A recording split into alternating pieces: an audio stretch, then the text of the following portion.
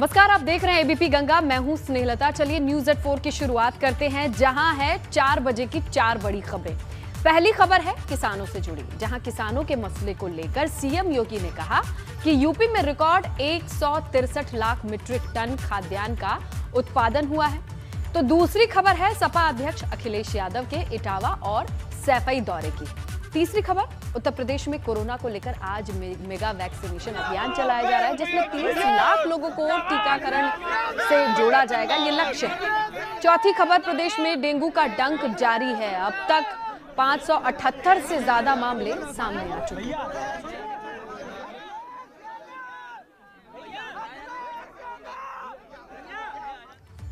तो इन तमाम खबरों पर हम डिटेल से चर्चा करेंगे, लेकिन इससे पहले बड़ी खबर आ रही है उत्तराखंड के टिहरी से। टिहरी के नागनी के पास भीषण लैंडस्लाइड की खबर मिल रही है। अब जानकारी यह है कि चट्टान गिरने से नेशनल हाईवे 94 बंद हुआ है और ये देखिए भयानक तस्वीरें भी आपके सामने हैं। देख रहे हैं आप भूस्खलन की वजह से किस तरीके से पेड़ और तमाम चीजें नीचे गिरती नजर आ रही हैं। ये पूरा का पूरा हिस्सा किस तरीके से आबादी वाले इलाके में आप गेट देख सकते हैं, रोड देख सकते हैं, वो सारी चीजें नेस्तनाबूद होती नजर आती हैं। और इसी रास्ते से स्कूटी सवार को गुजरते आप देख रहे हैं। थोड़े से वक्त का फासला रहा है, वरना कितना बड़ा हादसा हो सकता था। आप अंदाजा लगाइए सीधी तस्वीरों से कि उसी रास्ते से जिस गेट से ये दोनों शख्स आ रहे थे, वो गेट, वो दरवाजा, वो देखिए किस तरीके से बड़े से पत्थर के नीचे आके खत्म हो गया। तो टिहरी की तस्वीरें हैं, नेशनल हाईवे 94 का ये मंजर है, जरा देखिए आप। नागनी के पास ये चट्टान, और बड़ी बात यह है कि इस हाईवे पर लगातार ऐसी तस्वीरें आ रही हैं, बोल्डर गिरती हैं। मशीनों से हाईवे को अब खोलने का प्रयास तो किया जा रहा है, लेकिन दरकते पहाड़ों की जो स्थिति है उस पर क्या किया जा सकता है, क्योंकि इस पूरे स्ट्रेच में ये माना जा रहा है कि ऐसे ही पहाड़ दरकते हैं और बोल्डर आने का सिलसिला है। और एक तस्वीर आपके सामने है जो बेहद भयानक है, देख रहे हैं आप। जो लोग वीडियो बना रहे हैं वो लोग भी एक वक्त के लिए डर गए कि जो रास्ते से आते स्कूटी सवार हैं वो बच पाएंगे कि नहीं, लेकिन यहाँ उनकी किस्मत अच्छी थी। लेकिन ये जो लाइव तस्वीर उन्होंने अपने कैमरे में कैद की है, ये बेहद डरावनी है। पूरे रास्ते की हालत देखिए कि पेड़ के साथ ये बड़ा सा हिस्सा, चट्टान के 2 टुकड़े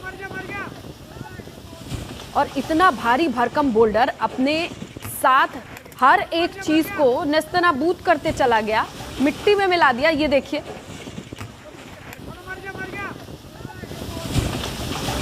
क्या वजूद है, अगर इस बोल्डर के नीचे कोई भी चीज आती है तो उसके बचने की कोई भी गुंजाइश ही नहीं बचती है।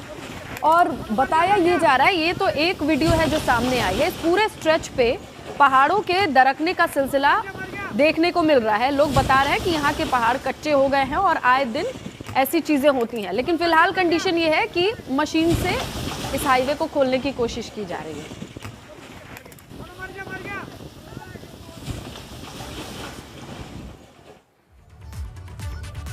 प्रयागराज से बड़ी खबर मिल रही है। शहर उत्तरी सीट से कांग्रेस उम्मीदवार का ऐलान हो चुका है। कांग्रेस ने पूर्व विधायक अनुग्रह नारायण सिंह को उम्मीदवार बनाया है। कांग्रेस के राष्ट्रीय सचिव बाजीराव खांडे ने इस बात की घोषणा की है। 4 बार के विधायक हैं और उत्तराखंड के प्रभारी भी रह चुके हैं अनुग्रह सिंह। और प्रयागराज में पार्टी कार्यकर्ताओं के सम्मेलन में अनुग्रह सिंह के नाम का ऐलान किया जा चुका है।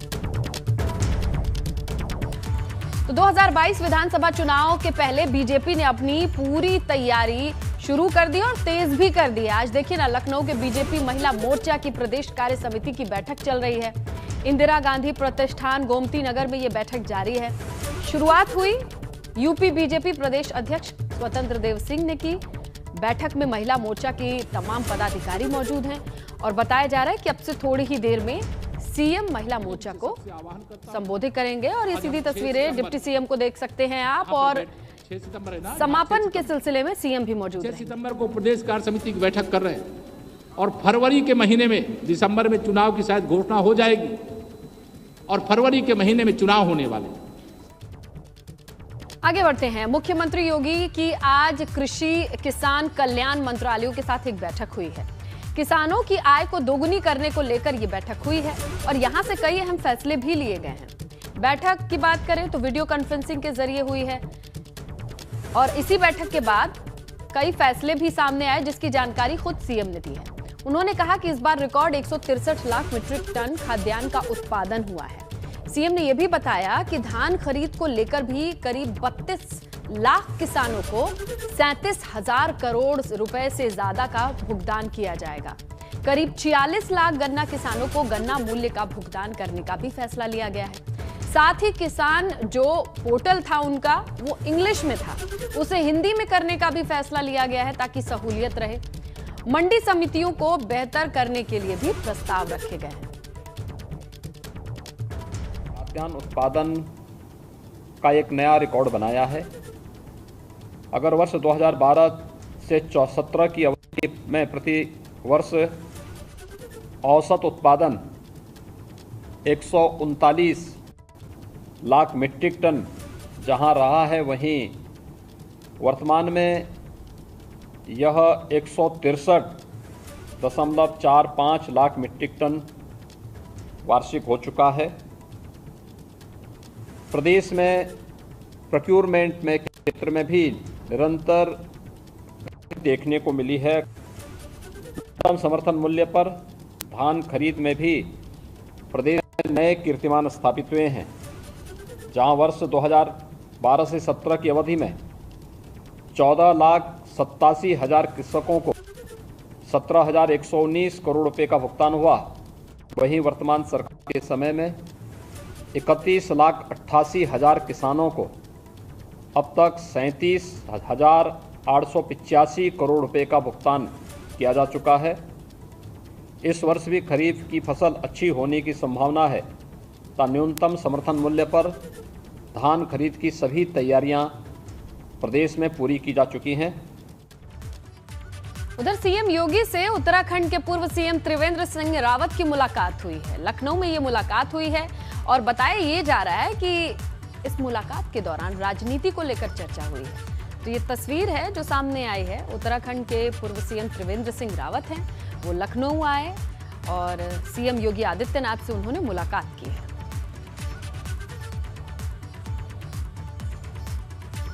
तो ये तस्वीर है जब उत्तराखंड के पूर्व सीएम ने मुलाकात की और अहम बात यह है कि राजनीति को लेकर चर्चा हुई। आइए बात कर लेते हैं सपा अध्यक्ष अखिलेश यादव के इटावा और सैफई दौरे की, जहां सैफई पहुंचने से पहले आगरा पहुंचे अखिलेश यादव। लेकिन इस दरमियान रास्ते पर ही फतेहाबाद टोल पर तमाम कार्यकर्ता अखिलेश यादव का जोरदार स्वागत करते दिखाई दिए। रास्ते में भी अखिलेश यादव के समर्थक जमकर नारेबाजी करते नजर आए, फूल मालाओं के साथ स्वागत किया। अखिलेश यादव पार्टी कार्यकर्ताओं के घर भी गए। आगरा खंडारी स्थित पार्टी कार्यालय मन्नू अलग के घर भी पहुंचे। उन्होंने उनकी मां को श्रद्धांजलि दी। इसके बाद अखिलेश सैफई के पीडब्ल्यूडी गेस्ट हाउस में कार्यकर्ताओं से मिले।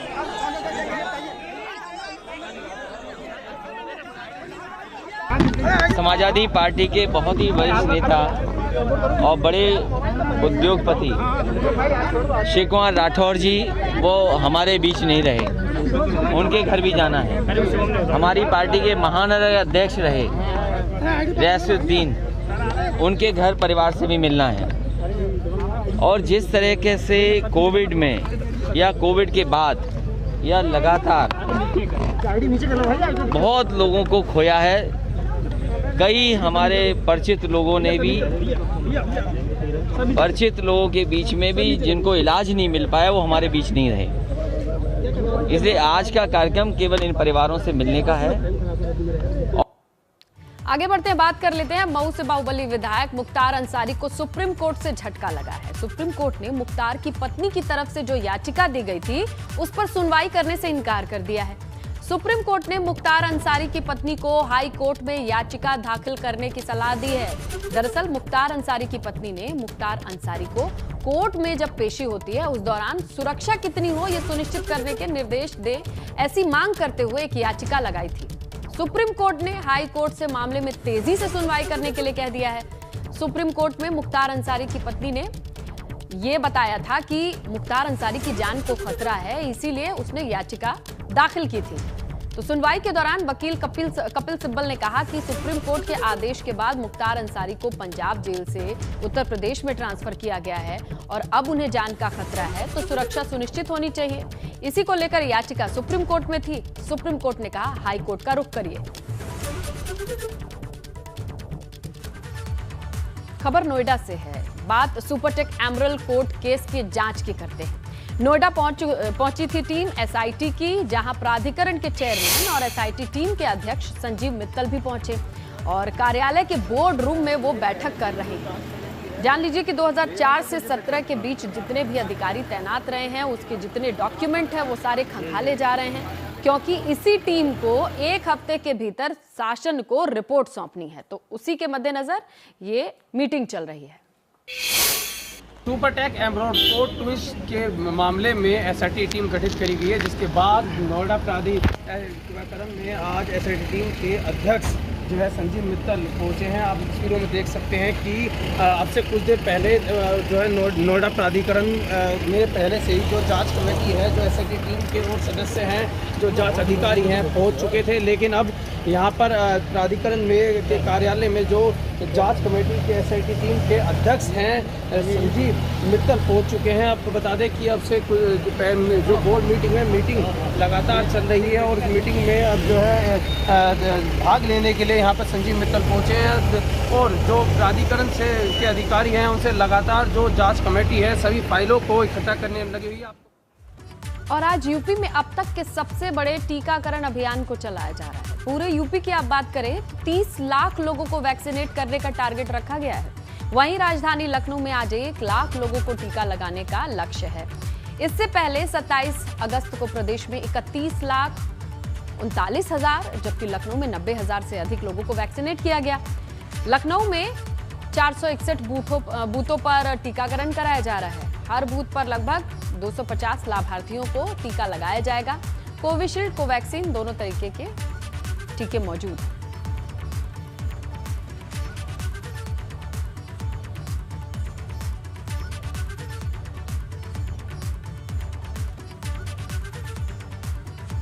तो जब बात बड़े टीकाकरण अभियान की हो रही है, 30 लाख लोगों को वैक्सीनेट करने के टारगेट की हो रही है, तो लखनऊ में आज 1 लाख लोगों को टीका लगना है। गाजियाबाद में भी ये अभियान चल रहा है, जहां का टारगेट है 65,000 लोग। और किस तरीके की चीजें हैं ये भी सामने आ रही हैं। तस्वीरों के जरिए समझिए किस तरीके का माहौल है, कैसी व्यवस्था है, लोगों की भीड़ कितनी है। लखनऊ में मेगा वैक्सीनेशन, गाजियाबाद में 65,000 लोगों का टीकाकरण करना ये टारगेट है और कुल 478 कैंपों पर प्रयागराज में भी ये वैक्सीनेशन चल रहा है। तो आइए ब्रेक के बाद फिर से खबरों की बात कर लेते हैं। यूपी में लगातार डेंगू और वायरल के मामले बढ़ रहे हैं। अब तक डेंगू के 578 मामले सामने आ चुके हैं। अगस्त और सितंबर की अगर आप बात कर लेते हैं तो सबसे अधिक मामले सामने आए हैं। डेंगू के प्रकोप पर काबू पाने के लिए अब हर जिले में नोडल अधिकारी की तैनाती है। नोडल अधिकारी सीएम कार्यालय को अपनी रिपोर्ट भेजेंगे, ये भी तय किया जा चुका है। फिरोजाबाद, मथुरा, जालौन के बाद बलिया में भी डेंगू का असर अब दिखाई दे रहा है। तो जगह जगह से अब रिपोर्ट मिलनी शुरू हो गई है जहां डेंगू का असर दिखाई दे रहा है। और उधर फिरोजाबाद में डेंगू और वायरल से मरने वालों का आंकड़ा 52 हो गया है, जबकि 540 से ज्यादा बच्चे अभी भी बीमार हैं, वो हॉस्पिटल में हैं। इसी बीच जिला प्रशासन, नगर निगम ने डेंगू से निपटने के लिए एक अनूठा प्रयोग किया है। डेंगू के लार्वा को मारने के लिए अब गैम्बोजा मछलियों का सहारा लिया जा रहा है। बदायूं से ऐसे 25,000 मछलियां लाई गई हैं, जिन्हें अराव, सिरसागंज और कई ऐसी जगहों पर तालाबों में छोड़ा जाएगा। 3 दिन के बाद देखा जाएगा कि मच्छरों के लार्वा में कितनी कमी आई। अगर ये प्रयोग कामयाब हुआ तो शहर में जहां कहीं भी जल भराव है, इन गैम्बोजा मछलियों को वहां पर छोड़ दिया जाएगा। गंबूजा मछली है और गंबूजा मछली की क्वालिटी है कि वो जो डेंगू का लार्वा उसे खाती है और एक दिन में करीब 100 लार्वा खाती हैं। जब 100 लार्वा खाएंगी तो ये इनकी ग्रोथ होती रहेगी।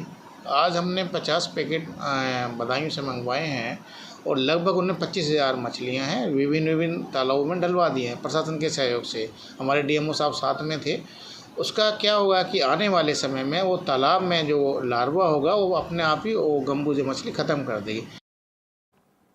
तो उधर जालौन में भी डेंगू तेजी से फैल रहा है। डेंगू से यहां एक युवक की मौत के बाद स्वास्थ्य विभाग में हड़कंप की स्थिति है। स्वास्थ्य विभाग अब अलर्ट मोड पर है। मृतक के घर के आसपास स्वास्थ्य विभाग की टीम ने जागरूकता अभियान चलाया है। बताया है लोगों को कि घर में जो कूलर हैं, नालियां हैं, उसमें एंटी लार्वा छिड़काव होना चाहिए। जिलाधिकारी ने डेंगू, मलेरिया और कई और तरीके के बुखारों की पहचान के लिए जिले में 7 से 16 सितंबर तक डोर टू डोर सर्वे करने का निर्देश दे दिया है।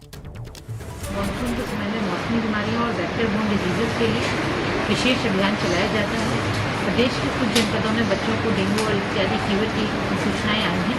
इसी को देखते हुए यह कार्यक्रम और अधिक प्राथमिकता के आधार पर चलाया जा रहा है। इसमें लोगों को जागरूक किया जा रहा है कि अपने घर के आसपास कहीं पानी इकट्ठा नहीं। वहीं चंदौली की भी बात कर लीजिए तो जिले में डेंगू के 2 संदिग्ध केसेस सामने आए हैं और तमाम संक्रामक बीमारियों के खतरे को देखते हुए जिला प्रशासन ने अपने तरीके से तो तैयारी शुरू कर दी है। इस पर प्रभावी नियंत्रण के लिए जिले में 65 टीमें बनाई गई हैं जो सैंपल कलेक्ट करेंगी, उन्हें टेस्ट करेंगी और जगह जगह दवाओं का छिड़काव भी करेंगी। स्वास्थ्य विभाग, पंचायती राज समेत दूसरे संबंधित विभाग अब अलर्ट मोड पर हैं, इन पर निगरानी रख रहे हैं। बात प्रयागराज की भी कर लेते हैं, जहां मामूली सा विवाद हुआ और इसके बाद पड़ोसी के घर पर ताबड़तोड़ फायरिंग शुरू कर दी गई। अब ये पूरा वाकया सीसीटीवी में कैद हो गया है। यहां अजमल नाम का एक शख्स है जिसके खिलाफ पुलिस ने मुकदमा दर्ज किया है। असल में पड़ोसी से मामूली विवाद के बाद अजमल और उसके साथियों ने घर पर हमला किया था और फायरिंग की थी। तो इन तस्वीरों को देखिए आप, प्रयागराज की तस्वीरें हैं। ये गली के बाहर आपको 2-4 लोग इकट्ठे जरूर दिखाई दे रहे होंगे, लेकिन ये मामला यहीं तक सीमित नहीं है। इन लोगों ने इस विवाद के बाद फायरिंग शुरू की। आप देखिए, एक शख्स के हाथ में तमंचा, वो फायर कर रहा है, दूसरा शख्स उसका हाथ पकड़ रहा है। ऐसे में किसी को अगर गोली लग जाती तो मामला और भी बढ़ सकता था। देखिए आप,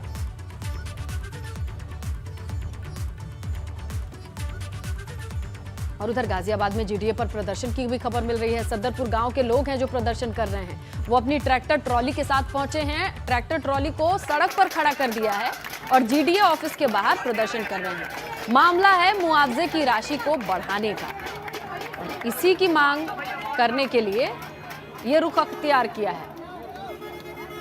ये जीडीए का ऑफिस है और सड़क पर ये बैठे तमाम महिलाएं दिख रही होंगी। पीछे कुछ लोग दिखाई दे रहे हैं, पुलिस प्रशासन के लोग भी दिखाई दे रहे हैं और ट्रैक्टर ट्रॉली है, ये सड़क पर खड़ी है।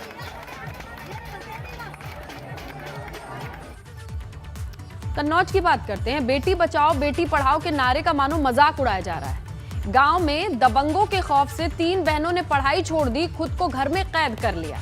इतनी डरी सहमी है वो बेटियां कि घर के दरवाजे से बाहर ही नहीं निकलती। मामला ठठिया थाना क्षेत्र के ग्यादनीपुर गांव का है। अपनी मां और 3 बेटियां एक साथ रहती हैं। जहां गांव के एक दबंग ने पढ़ने जा रही बेटी का रास्ता रोका। लड़की ने जब विरोध किया तो साथियों के साथ मिलकर पीड़ित छात्रा उसकी मां बहनों के साथ मारपीट की है। अब वो न्याय के लिए गुहार लगा रही हैं। सर, मेरी बहन कोचिंग से आ रही थी, रास्ते में बाइक खड़ी थी। बहन ने बोला बाइक एक साइड कर ले। उन लोगों ने बाइक एक साइड नहीं की, गाली गलौज करने लगे। तब बहन को अंदर ले जाकर मारपीट करने लगे। हम लोग बचाने गए, हम लोगों को भी मारा और पुलिस उनको लेने आई और ले गए और छोड़ दिया। थोड़ी देर रखते हैं, छोड़ दिया। स्कूल नहीं, स्कूल 3 दिन हो गए, स्कूल हम लोग नहीं गए, घर के अंदर कैद हैं। 3 बच्चियों ने एक शिकायत प्राप्त हुई थी कि पड़ोस के कुछ युवक मुझे परेशान करते हैं। इस तहरीर पर तत्काल पुलिस कार्रवाई करती हुई और 3 युवकों को गिरफ्तार करके जेल भेज दिया गया है। जांच करके निष्पक्षता के साथ कड़ी से कड़ी कार्रवाई की जाए।